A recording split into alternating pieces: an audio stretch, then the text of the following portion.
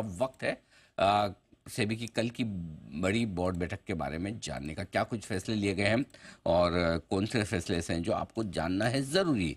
तैयार है आशीष हमारे साथ सारी डिटेल्स लेकर। आशीष बताइए, कल की बोर्ड बैठक में क्या कुछ हुआ है? सर, कल काफी लोग उम्मीद करके चल रहे थे कि एफएनओ पर बदलाव आएगा। हालांकि हम जो काफी किसको थी आशंका थी रूमर जैसा आप समझ लीजिए, सोशल मीडिया पे बहुत ज्यादा चल रहा था। भाई साहब पूछो मत, ऐसा मतलब। लेकिन सर, हमने काफी पहले भी ब्रिजेश जी ने जानकारी दी थी, मैंने भी कल आपको रिमाइंड करके बताया था कि एजेंडा में नहीं है, डिस्कशन हो सकता है, एजेंडा का पार्ट बिल्कुल भी नहीं है। तो वहां पर अगर आप देखें तो काफी लोग थोड़ा सा निराशा से ही समझ लीजिए।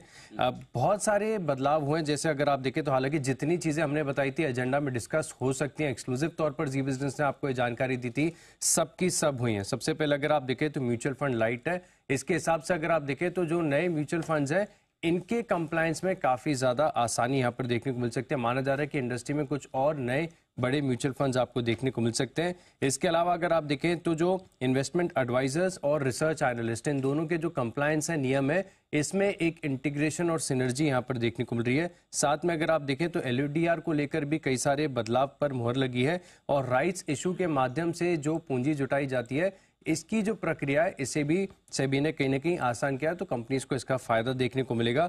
मर्चेंट बैंकिंग जो रेगुलेशंस है यहाँ पर चर्चा हुई है, ये भी हमने आपको बताया था। इसके अलावा अगर आप देखें तो जो T+0 सेटलमेंट होता है, इसमें अगर आप देखें तो 500 टॉप मार्केट कैप वाली कंपनियां, इनको भी शामिल किया जाएगा।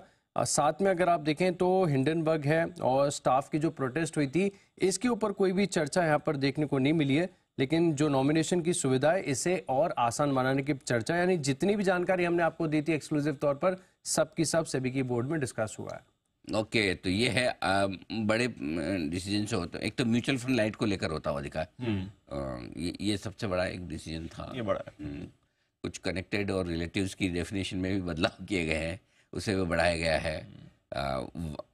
वायदा कारोबार से रिलेटेड डिस्कशन नहीं हुए हैं कल। ये है आपके लिए। अच्छा, जो T+0 का सेटलमेंट है वो टॉप 500 स्टॉक्स में लागू होगा, करेक्ट? राइट। चलिए, ये है आपके लिए पूरा का पूरा एक्शन कल सेबी की बोर्ड बैठक से आता हुआ दिखा है। बाजार